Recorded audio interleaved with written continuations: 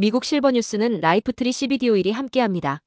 도널드 트럼프 대통령의 불법 이민자 대대적 단속 및 추방 정책에 반대하는 시위대가 어제 LA 다운타운의 101번 프리웨이 고속도로를 막고 시위를 벌였습니다. 시위대는 어제 오전 다운타운 올베라 스트릿선상에 모였으며 LAPD는 어제 시위를 허가받지 않은 시위라고 밝혔습니다. 시위대 합류 인원은 점점 불어나 수천 명 규모가 됐고 시청까지 행진한 뒤 알라메다 스트릿 근처에서 프리웨이로 진입했습니다. 이후 온라인에 올라온 한 영상에서는 시위대 일부 인원이 도로 벽에 그래피티를 그리거나 차량을 훼손하는 모습도 포착되기도 했습니다. 어제 시위로 인해 대낮 시간 한때 프리웨이 통행이 차단되면서 다운타운 일대가 극심한 교통체증을 겪었습니다. LA에서 자율주행 무인 택시 웨이모가 군중에 둘러싸여 짓밟히고 부서지는 등 봉변을 당하는 영상이 공개돼 화제가 되고 있습니다. 폭스뉴스 등 현지 매체에 따르면 지난달 25일 새벽 웨스트 LA의 베벌리 센터 인근 거리에서 구글이 운영하는 알파벳이 만든 무인 택시 웨이모 차 한 대가 군중들에 의해 파손됐습니다. 경찰은 새벽 4시경 길거리 불법 점거한 군중이 모여버린 짓이라며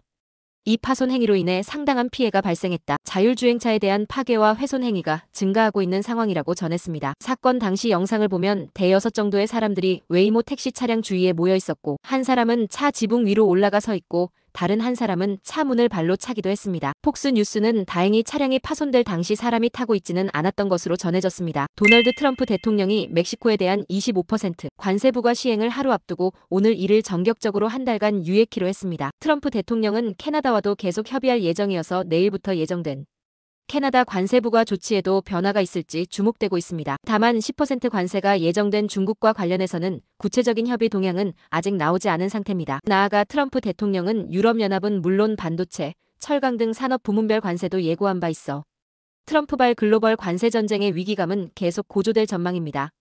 트럼프 대통령은 오늘 오전 클라우디아 셰인바움 멕시코 대통령과 통화하고 멕시코에 대한 관세 부과 조치를 한 달간 유예키로 합의했습니다. 트럼프 대통령은 그 이후로 멕시코가 마약 및 불법 이주민 단속을 위해 국경 지역에 1만 명의 군인을 즉각 파견키로 했다는 점을 들었습니다. 트럼프 행정부발 관세 전쟁이 시작되자 제조업 공급망에 혼란이 초래될 것이라는 관측이 나오고 있습니다. 자동차 제조업은 트럼프 행정부의 관세 행정명령에 가장 큰 타격을 입을 것으로 전망되고 있습니다. 고율 관세가 적용되면 완성차 가격이 대폭 오르고 제조업 경쟁력이 약해져 자동차 산업과 지역 경제가 침체할 것이라는 우려가 나오고 있습니다. 전문가들은 관세가 부과되면 단기적으로는 제품 비용이 소비자에게 전가될 가능성이 크다고 분석했습니다. 고율 관세 부과 이후 차 한 대당 3,000에서 6,000달러의 추가 비용을 부담하게 될 것으로 추산했습니다. 도널드 트럼프 대통령이 캐나다 멕시코 중국산 제품에 대한 고율 관세 부과를 결정한 가운데 미국 기업과 소비자 사이에서 사재기 현상이 일고 있습니다. 관세로 인한 수입 물가 상승이 예상되면서 미리 각종 물품을 비축해놓고 있는 것입니다. 트럼프 대통령이 당선된 지난해 11월부터 월마트 등 대형 소매점에서는 재고가 급격히 줄어들고 있습니다. 트럼프 대통령의 관세 폭탄이 엄포가 아니라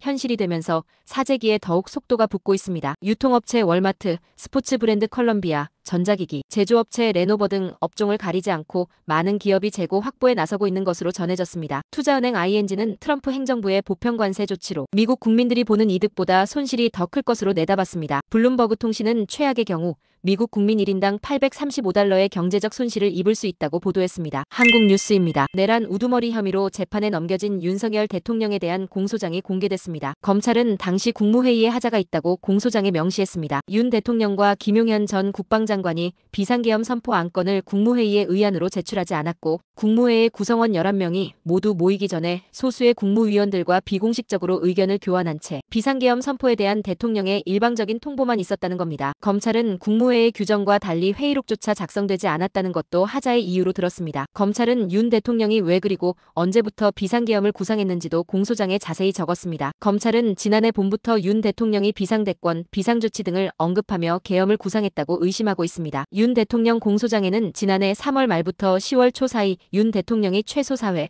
김용현 전 국방장관과 여인영 국군방첩사령관 등과 만난 자리에서 비상조치가 아니면 나라를 정상화할 방법이 없는가 같은 말을 했다고 적시돼 있습니다. 특히 검찰은 윤 대통령이 야당을 반국가 세력으로 인식했고 선관위 보안 시스템의 취약성이 선거 결과에 부정적 영향을 미쳤다고 의심하고 있었다며 부정선거에 대한 인식이 계엄 선포의 배경이었음을 시사했습니다. 윤 대통령 측은 최근 헌법재판소 탄핵심판에서도 부정선거가 실제로 존재한다는 주장을 펼치고 있어서 향후 탄핵심판과 형사재판에서도 쟁점이 될 것으로 보입니다. 끝으로 날씨입니다. 남부 캘리포니아 이번 주엔 비 내릴 것으로 예보됐습니다. LA와 오렌지 카운티는 낮 최고 기온은 72도, 밤 최저 기온은 50도 예상됩니다. 밸리와 인랜드 엠파이어 지역 낮 최고 기온은 78도, 밤 최저 기온은 48도 전망됩니다. 해안가 지역은 낮 최고 기온 64도, 밤 최저 기온 51도 예상됩니다. 산간 지역 낮 최고 기온은 60도, 밤 최저 기온은 29도, 사막 지역은 낮 최고 기온은 74도, 밤 최저 기온은 43도 전망됩니다. 오늘의 뉴스 읽어드렸습니다.